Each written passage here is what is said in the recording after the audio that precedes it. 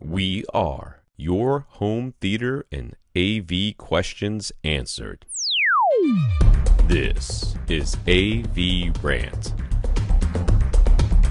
Want your home theater or AV question answered by Tom and Rob? Send it to question@avrant.com. Moving on to Alvin Cole. Alvin has his Xbox One connected via HDMI to his Sony STR-DH550 5.1 receiver. That's powering his front, left, center, right, side surrounds, and dual subwoofers. All right. He picked up a cheap used Sony 898 receiver. It's a 7.1 receiver, but it doesn't have HDMI. So yeah, I've seen those at like the thrift store nowadays. Sure. You get those. He connected his Xbox One's optical audio output and set the 898 to Dolby Pro Logic 2X. That creates sound from his surround back speakers that he thinks sounds pretty enveloping. Mm-hmm. What do we think about his two receiver solution? And should he buy a Sony STR-DH750 receiver to consolidate his 7.2 speakers into one receiver? So does he have access to like inexpensive Sony receivers for some reason? Because they're all Sony. That's just what he likes. I'm kind of a Yamaha guy, so Sure. this is what he likes. Which is fine. I'm about to say that. Typically, if I'm looking for a lower cost 7.2, I'm probably going to recommend a Denon. I would try to get one of the X series so that I could get Multi-Q XT.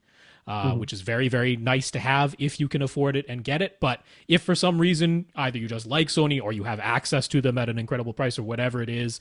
So, I mean, he's basically asking how important is it to have true 7.2 versus 5.2 plus Dolby Pro Logic 2X via a separate receiver that's matrixing out surround back channels, right? Right.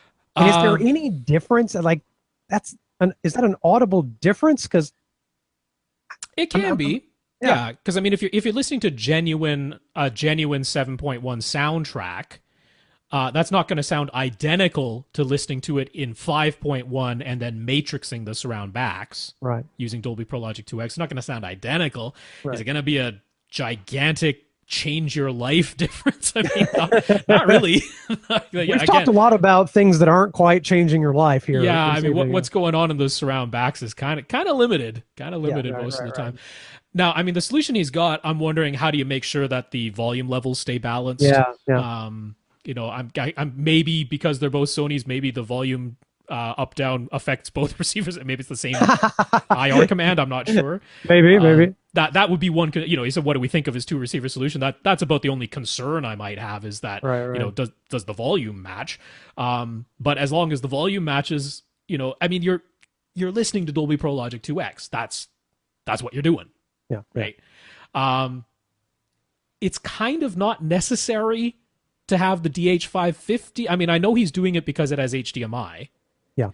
But he's not, because that's limited to 5.1, that's no different than just, well, I guess he can get 5.1 PCM into that one, or 5.1 lossless audio into the HDMI. So, okay. I was thinking, you could just send everything into the 7.1 receiver via optical, but then you're limited to lossy Dolby Digital and lossy DTS. So, okay. Right. I can kind of see that. So, when someone asks the question, should I buy a Sony receiver that 7.2 can all go into? If you have the money and you want to, I would say have it all in one receiver, because it's a little less complicated. It's less complicated. You're using less, outlets in the room. It takes up less space. At the same time, the stupid Xbox One still isn't mapping the 7 speakers correctly when the content itself is 5.1, though. So there's a whole other headache that you'd. But the receiver could do that for you correctly, right? No. What happens is when the content itself is 5.1, the Xbox One still outputs that to the surround back speakers for some ungodly reason, and your side surround speakers sit there silent.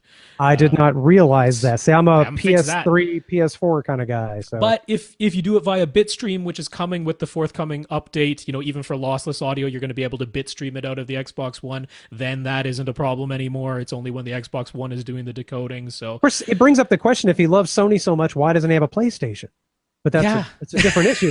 Just first of all, get a PlayStation, man. Sony and Sony, those things would just love each other. So I mean, I would get the new receiver if you can. If money's tight and you already own this other stuff, keep doing what you're doing. Yeah, it's more convenient. But I mean, what you're doing right now, as long as you found a way to keep the volume matched, right? it's fine. It's fine if you're enjoying that experience. That's fine. Obviously, it's not true, discrete 7.1 signals, but it's not going to be hugely different once it is. So. Right on.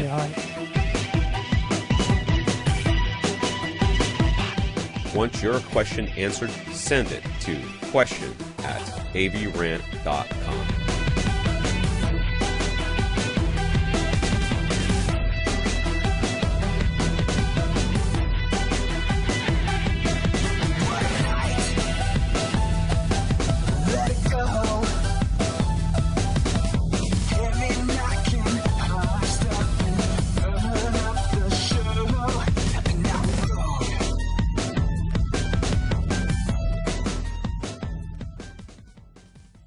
This is AVRant.